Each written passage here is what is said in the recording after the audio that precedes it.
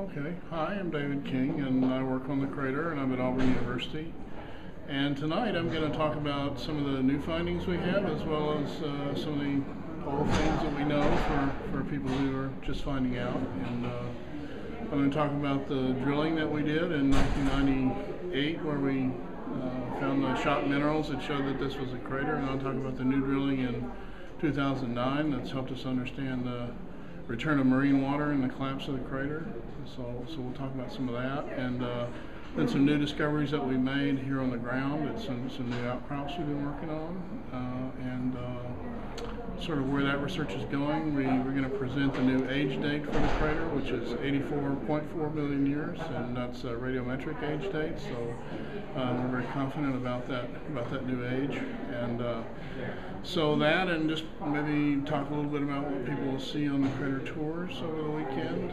Just give them a little taste of that, and answer questions, which is really the fun part for me, because I find out what's on people's minds. Okay. What's the difference between the radiometric dating and the original dating that was done? Original dating was some guesstimates we made based on the kinds of fossils we were seeing and some of the sediments that we were seeing in the crater. And that guesstimate was around 81.5. So the real number is a little older, which is not a big problem. It's we're just glad that it's close to what the original estimate was, and this is the number that will go by in the future, is 84.4 million. What question do you get asked most often regarding the crater? Oh, I would say a common question is, when will it happen again? Are we all going to die? And things like that. And then usually get questions from people who live in the area and they've seen something on their property, or want to know where they live relates to what I've been saying. So those are fairly common questions. How would you answer the first question? About when it'll happen again?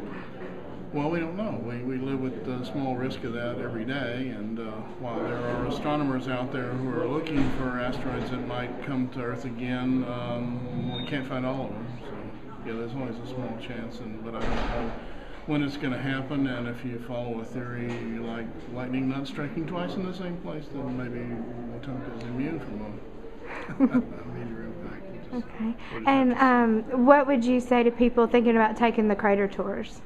I'd highly recommend, if you want to know more, get a feel for what it looks like on the ground. I mean, there's nothing like really seeing what people have been talking about, and the crater tour certainly can help you do that. And there's also a lot in print and online now that's where you can get more background. And on the crater tours, you'll get a guidebook that I've put together, and has all the latest information about the crater.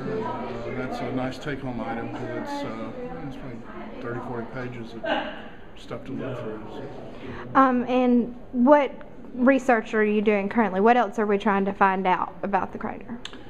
Well, we want to know the history of how the seawater returned to the crater. And as you may or may not know, this impact occurred in the ocean. The ocean covered this area at that time. So we want to know in what ways the water came back in, how did it fill the crater back in, and this is a hot topic for research at several such crater sites around the world, and that's sort of what we're doing now. We're also looking at some new evidence of levels of shock and minerals in the area. That tells us again about how the asteroid struck, the pressures, and how big it was, and things like that.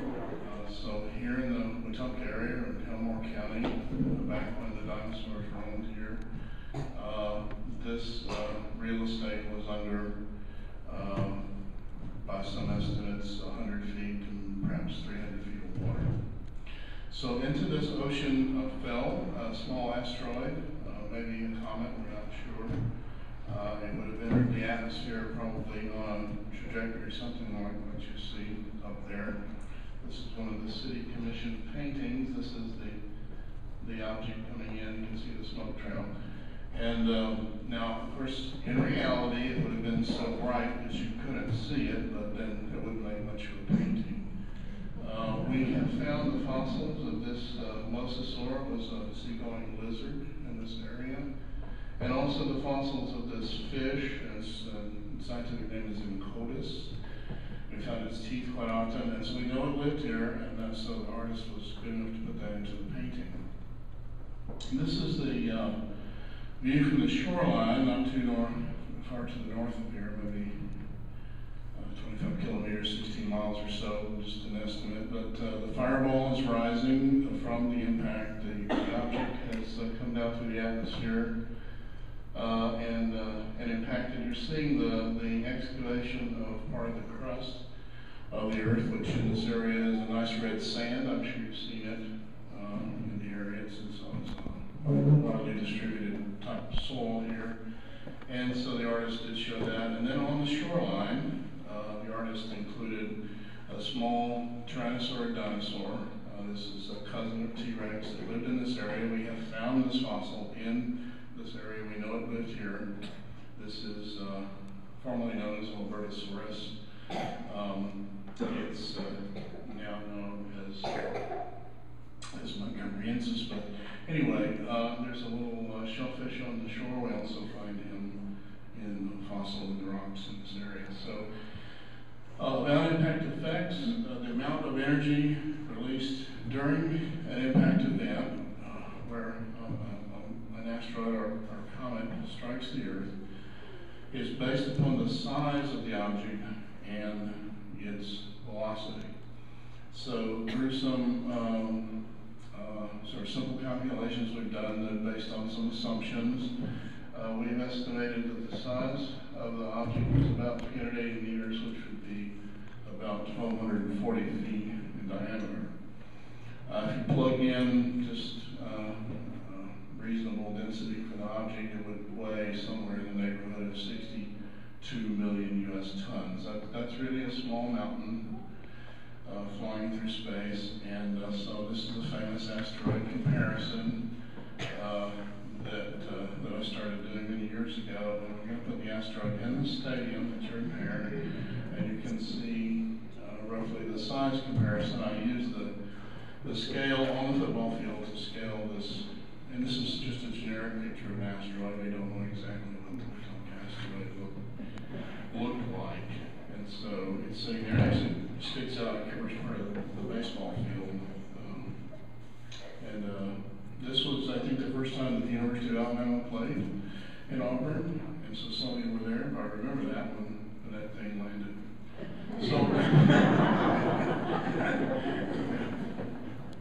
Okay, so a typical asteroid velocity coming through the solar system is about 20 kilometers per second, which is about 12 miles per second.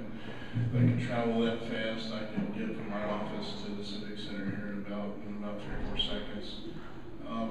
That's around 44,000 miles per hour, and in terms of Mach numbers, it's Mach 59. So the energy, as we said, is based on the size, including its mass, and the velocity. So when you multiply those numbers together, actually the velocity gets squared in the equation, so it comes out to an energy equivalent to about 2.6 billion tons of TNT. So the explosion here, and that's why we call it Alabama's greatest natural disaster, that happened across the road here in those hills, would be of this magnitude. And that's about 15% of the world's nuclear arsenal in terms of energy